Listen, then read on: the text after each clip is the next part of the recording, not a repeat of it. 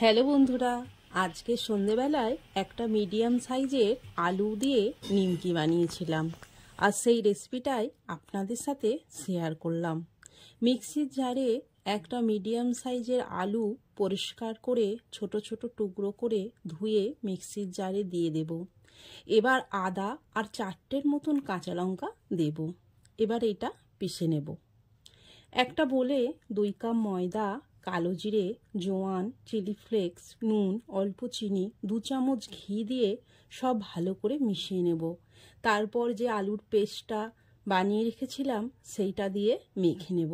আমরা যেমন লুচি পরোটার আটা মাখি তেমন মাখলেই হবে।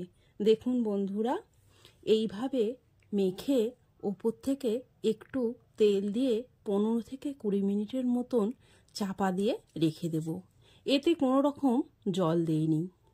একটা বাটিতে 2 চামচ ঘিয়ের সাথে 1.5 চামচের মতন ময়দা দিয়ে গুলে রাখবো। 15 থেকে 20 মিনিট পর ময়দাটা ভালো করে আর একটু মেখে নেব। তারপর ছোট ছোট লেচি কেটে নেব। গোল করে ময়দা দিয়ে বেলে নিয়ে ঘি আর ময়দার যে মিশ্রণটা বানিয়ে রেখেছিলাম সেইটা এইভাবে দিয়ে আবার ভাঁজ করে আবার ঘি ময়দার মিশ্রণটা দিয়ে এইভাবে বেলে নেব। এইভাবেই সব বানিয়ে রাখবো। গ্যাসের ওপর কড়াই বসিয়ে সাদা তেল দিয়ে দেব। তেলটা হালকা গরম হলে নিমকিগুলো দিয়ে ভেজে তুলে নেব। গ্যাসটা লো টু মিডিয়ামে রাখবো। দেখুন বন্ধুরা, কি সুন্দর ক্রিস্পি মুচমুচে হয়েছে।